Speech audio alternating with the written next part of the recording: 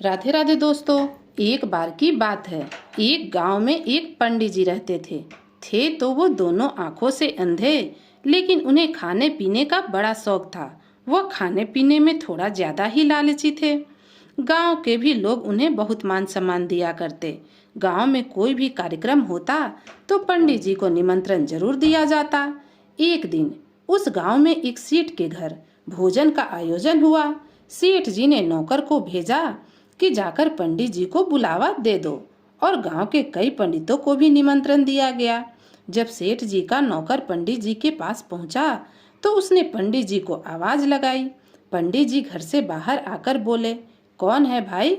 नौकर ने अपना परिचय दिया और कहा, गांव में सेठ जी के घर एक बड़े भोजन का आयोजन किया जा रहा है, जिसमें आपको निमंत्रण देने के लिए सेठ जी ने मुझे भेजा है। भोजन का नाम सुनते ही पंडित जी के मुंह में पानी आ गया। उन्होंने उत्सुकतावश बोला, ओह अच्छा अच्छा, फिर तो मैं जरूर आऊंगा। वह नौकर बोला, हाँ पंडित जी, आप जरूर तैयार रहना, मैं आपको लेने आ जाऊंगा।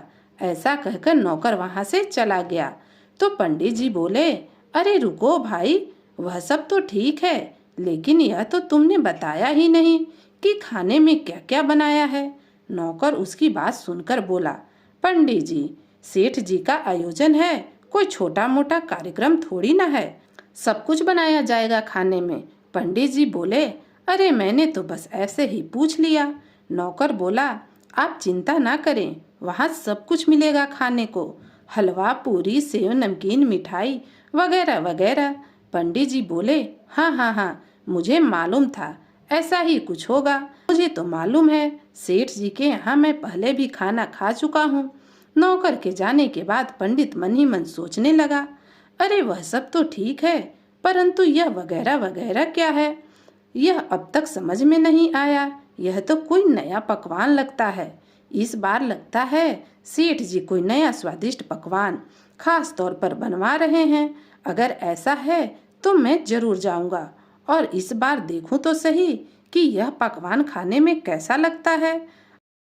आखिर यह वगैरह वगैरह है क्या? अगर खाकर अच्छा लगा तो जी भर के खाऊंगा और घर में सभी के लिए बांधकर लेता आऊंगा। पंडित जी मन ही मन यह सोचकर खुश होने लगे।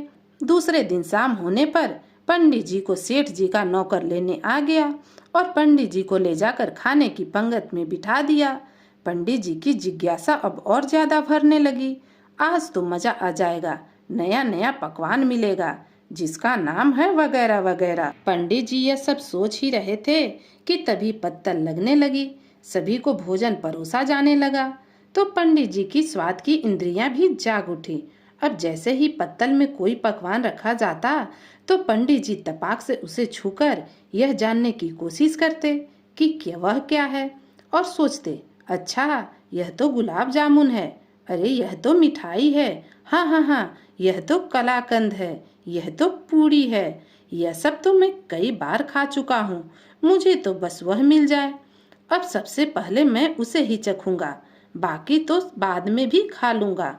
धीरे धीरे पत्तल भरती गई और पंडित जी इसी तरह सभी पकवानों को उत्सुकता से जांच करते रहे, परंतु उन्हें तो बस एक ही चीज का इंतजार था, उस अनजान और मायावी चीज जिसके लिए वे आज दिन भर नमक का पानी पीकर अपनी भूख को बढ़ाते रहे। अब धीरे धीरे उनका सब्र का बांध भी जवाब दे रहा था। आखिर कब तक आएगा वह वगैरह वगैरह? पूरी पत्तल भर चुकी थी। अब तभी उनके कानों में आवाज आई, चलिए अब भोजन शुरू किया जाए। आवाज सुनकर पंडित जी बोले, अरे यह क्या? अभी खाने में तो मुख्य चीज आई ही नहीं, कब लाओगे?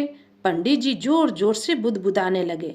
फिर सोचने लगे, कहीं ऐसा तो नहीं कि किसी ने जल्दीबाजी में रख दिया हो और मुझे पता न चला हो।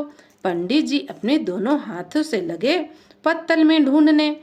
तभी उनका हाथ पत्तल के बाहर एक गोल सी चीज पर पड़ी जो कि एक पत्थर था और उन्हें समझ में नहीं आया।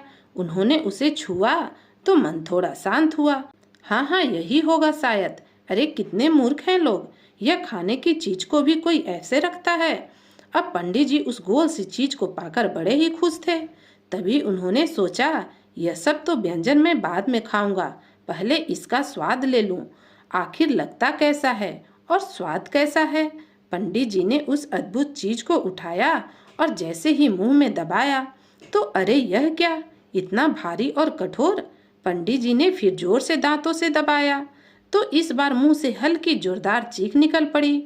भगवान, कितना सूखा है यह, कैसे खाया जाए। इसे तो दांतों से तोड़ना भी मुश्किल लग रहा। अब क्या करें इसका। तभी पंडित को एक उपाय सूझा। लगता है इसे फोड़ना पड़ेगा, हो सकता है इसके अंदर कोई स्वादिष्ट सा व्यंजन निकले। और पंडित जी ने ऐसा सोचकर आओ देखा न ताओ उसे सामने की दीवार पर दे मारा।